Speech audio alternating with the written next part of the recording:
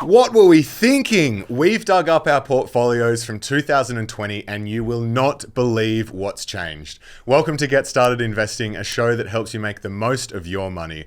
My name is Bryce and as always I'm joined by my equity buddy Ren. How are you going? I'm very good, Bryce. I'm excited for this episode because you might have been shocked by your portfolio, but I'm actually pretty happy with what I had in 2020. Nice. So I guess I was thinking. But that is the theme of this episode. We're looking back 5 years to see what our portfolios were then compared to what they are now, what's changed and why they have changed. Sounds like Bryce had some shockers in his. Yes. Yeah. This was a good trip down memory lane. Let's Nice. Well, I'm excited to get into it. Before we do, we want to say a massive thank you to our long-term sponsor here on Get Started Investing, and that's BetaShares Direct. BetaShares Direct offers 10 flavors of low-cost, diversified, managed portfolios, so there's one for everyone. More importantly, $0 brokerage applies to these portfolios, so every time the BetaShares experts rebalance the portfolios for you, there's no wealth leakage in the form of brokerage. If you want to avoid being like Bryce and wondering what were you thinking 5 years ago, then make sure you get the expert help to build your portfolio and to rebalance it over time with the experts from BetaShares Direct. Go to betashares.com.au/direct and see which one suits your needs. BetaShares Capital Limited is the issuer of BetaShares Direct. You should read the PDS and TMD available at betashares.com.au and consider whether the product is right for you. Investing involves risk. Refer to the PDS for info on other fees and costs. All right, so let's get stuck into it. We've both had a look at our portfolios from 2020 and we've got our portfolios from today. Happy for you to take the new ball and start things off. Okay. Well, I'll start with like my general takeaways of how it's changed. Okay. 2020 for me, it was clear that it was the start or the beginnings of the core and satellite approach in its truest form, but it was a bit of a mess. I was still really trying to figure out both parts. I was effectively coming off a satellite and trying to build a core into it. That's how I started investing. Yeah. It was also interesting to see how I was trying to play the COVID market because, mind you, the portfolio that I have now is a reflection of the end of 2020. Okay. Yeah. So inclusive of what was bought and sold throughout that period. Yeah. And there are a few positions in there where I was like, what were you thinking? If I then fast forward and to look at 2025, safe to say, Ren, I've learned a lot from the show. Much cleaner portfolio, much clearer core strategy, and a much more concentrated satellite exposure. So I think definitely have practiced what we've preached over the last 5 years, which is a good thing. Nice. So let's start with 2020. In terms of portfolio construction, 75% of my portfolio was in ETFs. Okay. Which is not too dissimilar to what it is today. 73% of my portfolio is in ETFs today. What is different is the number of ETFs. I had 9 positions in ETFs, or 9 different ETFs, and 1 managed fund. So to shed some light on what I had back in 2020, I had DHHF, which was the BetaShares Diversified High Growth. Nice. Of course, I had my leveraged. I had Gear and GGUS. Then a few others. I had the ProShares Ultra Long 3 times NASDAQ. Jeez, you were so leveraged. I had gold in my portfolio, 3%. I was long Australian property. I had VAP, the Vanguard Australian Property Security ETF. I had the Russell 1000. Vanguard Russell 1000. So that's what, US large cap? Top 1,000 US companies. Okay. So massive overlap there. Bit of ETF overlap there. Yeah, massive overlap. I also then had BBUS, which was the short US. 3% of my portfolio was short US. So I was 3 times ultra long. Yeah. And then short US. Yeah, okay. Yeah. The largest position of ETFs and managed funds, and this was because I was actually leveraged this as well, through the NAB equity builder, was the Magellan Global. Yeah. So that took up a large chunk. So a bit of a shit show, to be honest. So like for people who maybe got lost in that list of ETFs, Bryce had 3 ETFs that tracked large US stocks. 2 of the 3 were leveraged. And then he had 1 ETF that bet against large US stocks. Yeah. I was running a hedge fund. So no Aussie ETF? No, Gear. I had Australian geared, nothing European or Asian? Nothing European or Asian, no. So I guess to answer my own question, DHHF is globally diversified. It is, yeah. Back in the day as well, that was, it is. But as a percentage, it was 5%. So I could see where their portfolio was trying to get to. 10% was gear and 10% GJUS. I just hadn't quite figured out, obviously, a cleaner core.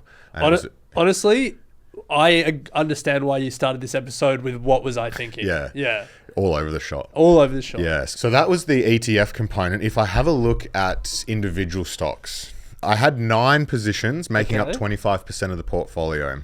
And I'm glad I don't have any. A lot of them I don't like. Just give us a list. I still had some Afterpay. Oh, nice. I had Brickworks Investments. Still had some of that, which was my very first investment. Electro-Optic Systems, EOS. Yep. Hearts and Minds. Okay. Stack Limited. Don't know that one. Yeah, SKK was the ticker. Self Wealth, the broker. Yep. Don't know what I was thinking there. Woolworths Group, and that was because don't know what you were thinking there. That was the one of the largest behind Afterpay at the time because it. Oh, bro, Stack is dough. Is it? Yeah. I did have dough. Yeah, Stack dough rebranded. Oh, I did have dough. Jeez, you were bullish on payments. Investing platforms. Yeah, well, I remember I clearly remember. I remember they came in. I think we interviewed them or we did a segment on it. And I was like, I can see this. We interviewed Andy Taylor for our summer series one year. Yeah. So I got sucked into that. Sorry, I interrupted there. So Self-Wealth. Self-Wealth. Woolies, because I had it through my employee share program. Yep. Essentia, which actually did really well looking in hindsight, listed over on New York Stock Exchange, the consulting agency, and Spotify. That was it. So some big emissions like no big tech, no semi, no thematic ETFs. I think just no clear thesis. Like if I was to look at this, there's no real direction on like really what I was bullish on long term, if that makes sense. Yeah. Except for investing platforms. Retail investing I guess platforms. So, yeah. Retail investing platforms. And the irony is you chose Doe and Self-Wealth rather than like a Net Wealth and a Hub24. Yeah, to be fair, I probably didn't even know that they were really existed back in the day. They're not really in our world. They weren't really top of mind. Yeah. Yeah. Net Wealth's up 260% in the last 5 years. What's Stack? It's down, I can tell you that. It's down 95%.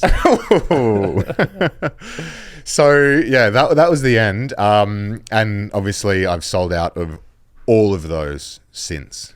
I don't own a single one of them. So that was 2020. Safe to say the emergence of my core and satellite, but still very much all over the place. Nice. Okay, so that was 2020. Now give us the summary of how things have changed to today.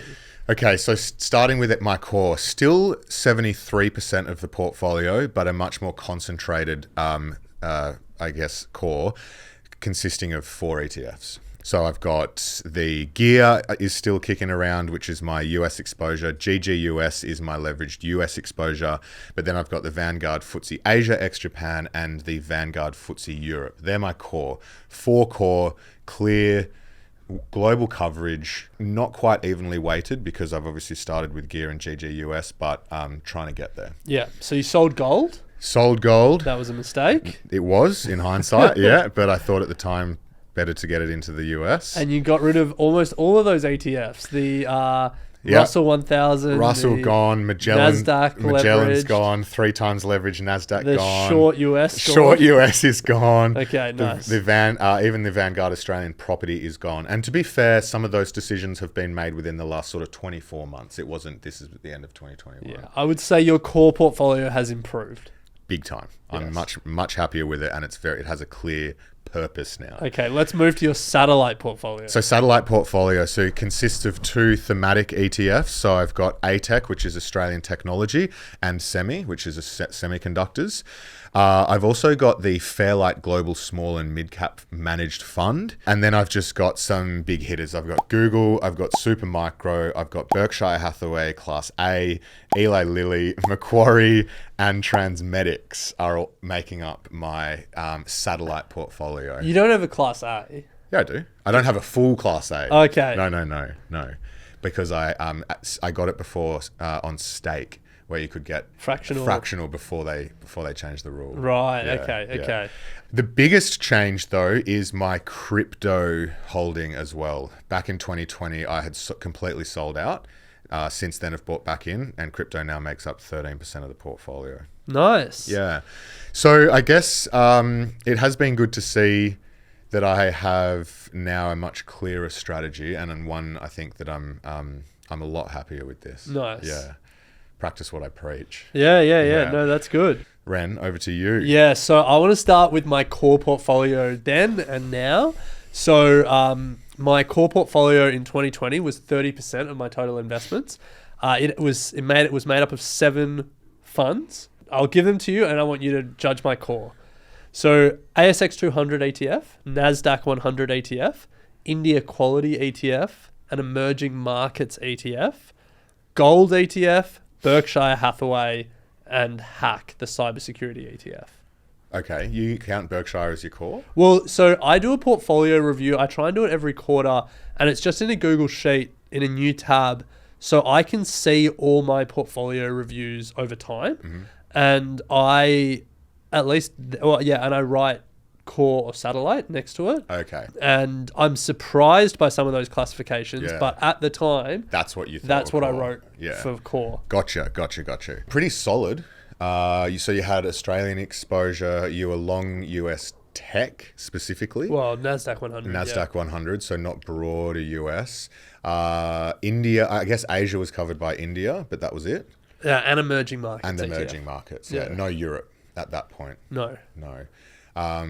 Yeah, pretty decent. Not bad. Like some of bad. those things I would now look guess- at and say, Yeah, you wouldn't put India as core. no. Or Berkshire Hathaway as Berkshire. core, or cybersecurity as core. True hack, yeah. And then some of the funds I don't think are fit for purpose. Like I don't love an emerging markets ETF. Yeah. I'm kind of the view small caps and emerging markets active pays over passive. Yeah. But yeah, you can certainly see the intention to get like global long-term investments in there. Definitely, yeah.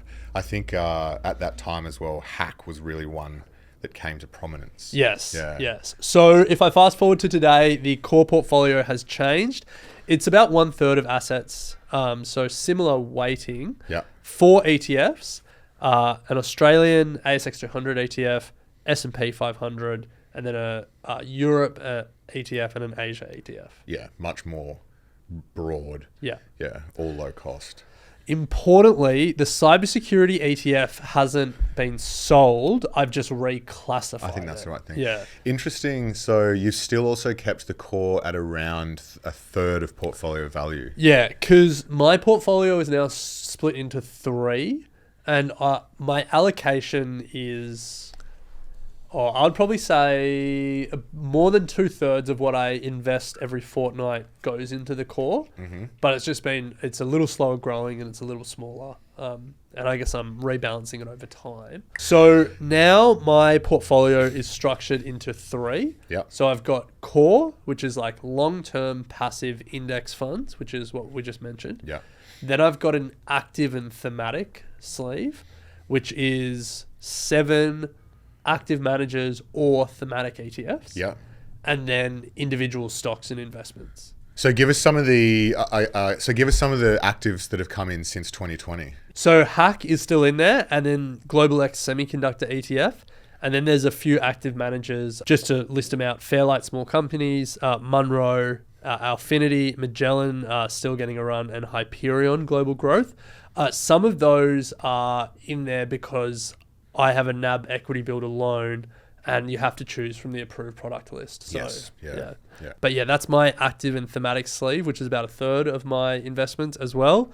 And then individual stocks. So back in 2020, I had 21 individual positions. Okay. And if I go down the list, like, not bad. Okay. So my biggest holding was A2 Milk. Yep. Which we've spoken about on the show before, but I picked A2 Milk at 60 cents and ran it up to above $10. So that was why it was my biggest weighting. But then Macquarie Group, Amazon, Microsoft, Visa, Disney, Twitter, Alphabet. Solid. I mean, pretty solid. Like, Yeah. nothing exciting, Doesn't but, matter. you know, owning big tech in 2020 and letting it run for the Yeah, next couple yeah. of years was good. If I look today, so I sold a number of those big tech players in the last couple of years just because I figured I was already exposed to them through the S&P 500 ETF. And probably some of those active managers. Yeah. So my biggest holding now is Axon Enterprise. Oh, yeah. The police body cam Yeah. software. And then I've got sort of a number of positions which are all sort of similar weights in the portfolio. Spotify, Shopify, Guzman is still in there, Catapult, Cochlear, ResMed. So a number of individual stocks at a Aussie. similar weighting. Aussie and global. And then it's really just crypto. It turns out in 2020 I had Ethereum but not Bitcoin. Random. I don't know why. But these days I've got both Bitcoin and Ethereum, a bit more Bitcoin than Ethereum, but I just dollar cost average a small amount into both. So I think overall our positions in terms of asset allocations haven't changed too much, but the compositions I think for both of us have certainly changed. In terms of ETFs and core, like you're still roughly 30% ETFs, I'm still roughly 75%. I would say my biggest change is I went from 70% individual stocks to about a third individual stocks and a third active managers. Yeah. Nice. Well, we would love to hear how your portfolio has changed. Make sure you come and join us in the Facebook discussion group. I mean, there's a lot has happened over the last 5 years. It'll be interesting to do another review in 5 years' time, Ren, to see how our portfolios differ. Yeah, I would hazard a guess that our portfolios will change less over the next 5 years. I reckon, yeah. There's things I want to put into it that if I have more money, I would do. I reckon my core portfolio won't change from here for a yeah. while. Yeah. It should, like a learning curve should act like that. Like you should have a lot of change as you're learning, and then at some point you should, be more set. Take it easy. Yeah. And I feel like we've learnt so much over the last 5 years. Definitely. Markets have changed. We've obviously spoken to a lot of experts. We've made a lot of mistakes, and we've learnt a lot. I feel like obviously individual stocks will constantly change, but I think some of the other parts of the portfolio are probably a bit more settled for me. Yeah. Yeah. Well, that brings us to the end of our episode today. A reminder that we are about to launch a new series on Get Started Investing called Boost My Budget, where we will help you improve your budget and your cash flow. So to be part of the new series and join us here on the show to get an expert to review your budget for free, head to equitymates.com/contact, or there'll be a link in the show notes below. We would love to get you on the show. And if you're a visual learner, you can subscribe to us on YouTube. You'll see all the graphics that accompany every episode. Make sure you're subscribed to the Get Started Investing YouTube channel. So we'll leave it there and we'll pick it up next episode.